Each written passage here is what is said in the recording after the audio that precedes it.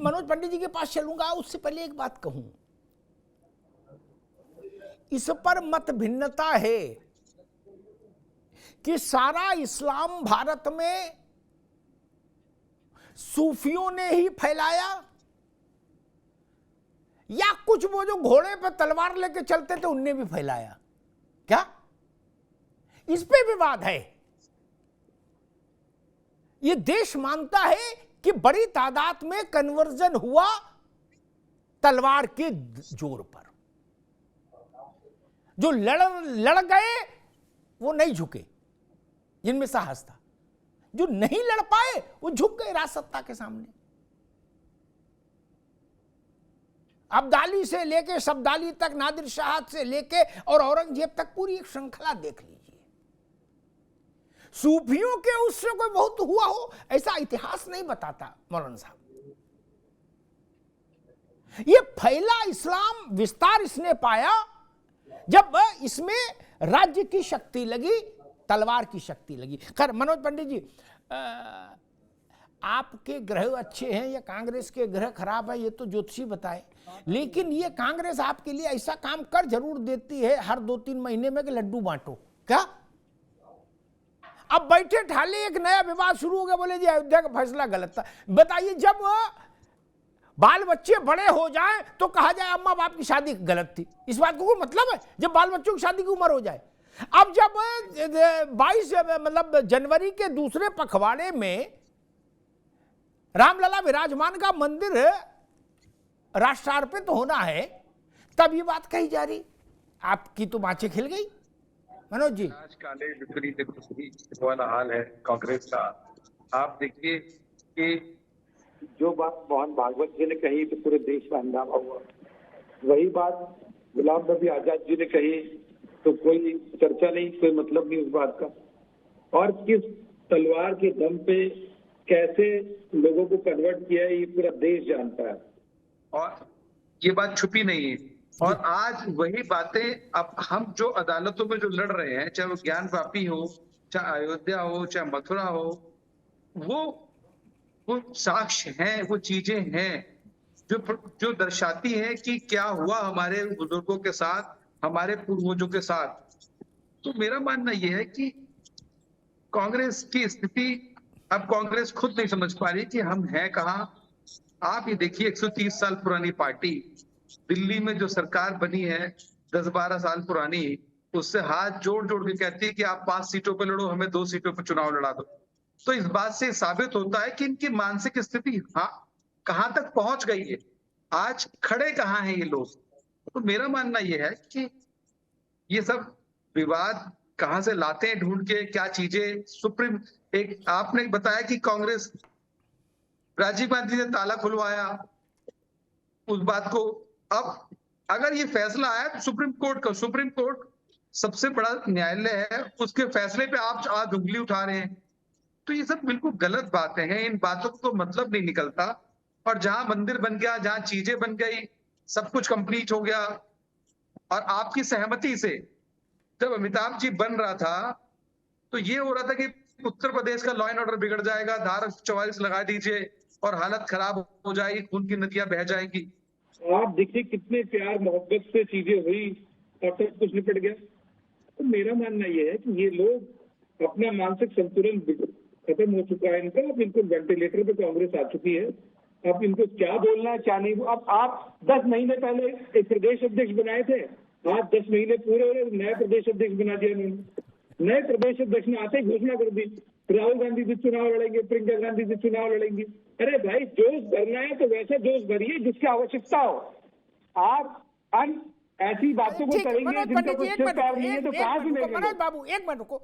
मुन्ना खान साहब, कई लोग मुझसे कहते हैं, मेरी धारणा नहीं है, मुझ पे नाराज होगा, कई लोग मुझसे कहते कि अग्निहोत्री जी कांग्रेस में कुछ भाजपा के लोग हैं क्या, जो समय समय पर ऐसी व्यवस्थाएं कर देते हैं झमाझम मजा आ जाए। अब उदाहरण लो, कल शाम को ब्रजलाल खाबरी को विदा किया, अजय राय को बनाया, ठीक है ना मुन्ना खान साहब?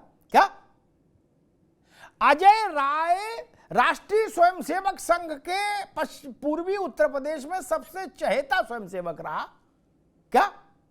विद्यार्थी परिषद में रहे अजय। फिर संघ के स्वयंसेवक हैं, नमस्ते सदा वत्सले मातृभूमि क्या की। उसके बाद भाजपा से चुनाव लड़े, एक नहीं 3 बार विधायक बनाए भाजपा ने।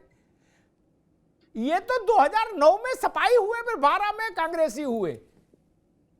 अब समझ ही नहीं आता, आप लोग भी पूरी दुनिया में टार्च लेके ढूंढते हो, फिर अंत में पता लगता है स्वयंसेवक मिलता है आपको भी नहीं। मुन्ना खान साहब बात करें या कांग्रेस की बात करें जी, तो मैं समझता हूं 162 नेता तो कांग्रेस के बीजेपी में चले गए, ये गए नहीं गए। तो आज ये नहीं समझ में आ रहा बीजेपी कांग्रेस में या कांग्रेस में बीजेपी है, ये समझ नहीं आ रहा। किसी एक नेता का उदाहरण देना मैं समझता हूँ ठीक नहीं है। हाँ, जुड़े होंगे आरएसएस से, सेवक संघ से, उनको वो विचारधारा समझ में नहीं आई, उनको पता लग गया ये नफरती विचारधारा है, ये आपसी भाईचारे को बिगाड़ने वाली विचारधारा है, ये गंगा जमनी तहजीब को कुचलने वाली विचारधारा है, ये देश में आग लगाने वाली विचारधारा है। तो अपना किनारा कर लिए, दे रहा है, दुरुस्त है, आ तो गए। तो अब मैं समझता हूँ उस पर पूरे यकीन से जो हमारे राष्ट्रीय नेतृत्व है उन्होंने भरोसा जताया है और उन्हें प्रदेश का अध्यक्ष बनाया है। मैं समझता हूँ लोकसभा चुनाव में बखूबी वो अपना रोल निभाएंगे। ठीक। मुन्ना खान दूसरी साहब बात, अब जो है एक बात कह दो, आप आपके पास आप मनोज एक मिनट, मुन्ना खान साहब 1 मिनट, फिर आप बोलना। आपने कहा बाद में उनको समझ में आया कि नफरती विचारधारा, ये बोला था नफरती विचारधारा। नफरती विचारधारा का जो मार्केटिंग है उसका सबसे बड़ा सेलिंग पॉइंट आया था पीक 1992 दिसंबर, ठीक। उससे बड़ी कोई मार्केटिंग पीक आई है नहीं नफरती दुकान में। यतीमा जानती हैं, मौलाना साहब भी जानते हैं और मैं तो जानता ही हूँ, मैं तो कवर ही कर रहा था वहां अयोध्या। उसके कई वर्ष 92 में ढांचा गिरा, उससे 10 साल बाद तक अजय राय आरएसएस में थे। नमस्ते सदा वत्सले मातृभूमि त्वया हिंद भूमे कर रहे थे सुबह 4 बजे। 2002 में विधायक थे भाजपा से। आप बता रहे हो कि इनको समझ में आ गया कि नफरती मामला है इसलिए आ गए। मुन्ना खान साहब ऐसी बात बोलो जो गले के नीचे तो उतरे। बताओ आपकी बात को कैसे हजम कर लेगा बनारस का आदमी? नहीं, मुन्ना खान साहब बेचारे फंस गए, क्या बोले हैं, स्थिति बड़ी गंभीर है, इधर कुआं इधर खाई। अब इस क्योंकि समझ ही नहीं पा रहे हैं कि अब करना क्या है, जवाब क्या देना है। तो मैं इनकी मनोस्थिति समझ सकता हूँ अमिताभ जी। अब तो ये है कि उत्तर प्रदेश छोड़ो, पूरे हिंदुस्तान में, अब मैंने बताया कि एग्जाम्पल दिया आपको कि एक आम आदमी पार्टी जिसके मुखिया जो है शीला दीक्षित को पानी पी पी के गालियां दिया करते थे और चीजें करते थे, और आज उन्हीं के कदमों में पड़े हैं ये लोग। आज कल लाबाने का बयान आया कि हम 7 सीटों पर चुनाव लड़ेंगे और शाम तक एक चीज डिसाइड होगी अमिताभ जी कि वो बयान मीडिया ने गलत तरीके से चला दिया। उन्होंने कहा कि 7 सीटों पे हम लोग चुनाव की तैयारी करेंगे, चुनाव लड़ने की बात नहीं करेंगे। जिसको देश की जनता नहीं जानती है, तुम हमें उपदेश देने लगे कि ऐसे पार्टियों से। मुन्ना जी आप ये बताइए, 24 दलों में से 19 दल ऐसे हैं मुन्ना खान जी जिन पर सीबीआई ईडी की जांच चल रही है। वो नहीं, आप बताइए सीबीआई और ईडी की जांच जिन पर चल रही है आपकी पार्टियां कितनी है? आपके और लोग देश बचाने की बात नहीं कर रहे हैं। देश से कोई लेना देना नहीं उन लोगों का, उन लोगों को लेना देना है अपने परिवार से, अपने लोगों से, और जांच से कैसे बचा जाए।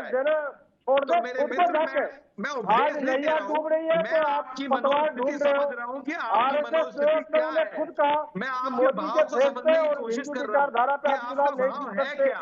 बार-बार राम मंदिर का ढोल बजाना आपके फितरत में आ गया है। तो मैं अरे आप बताओ ना, आप बताओ जो घोषणा है कि उसमें कितने पूरे हुए? जो 2014 में मैनिफेस्टो था उसमें कितने पूरे हुए? और आप हिंदुस्तान पाकिस्तान करने से वोट नहीं मिलेगा। अरे भाई ये तो आप कर रहे हो, हिंदू मुसलमान मुन्ना खान साहब ही नहीं है। 2024 में तो है कि चीजें कहां से जो बेरोजगार है। एक बार रुकिए, दोनों रुकिए मुन्ना खान साहब आप भी रुकिए, मनोज पंडित आप रुकिए।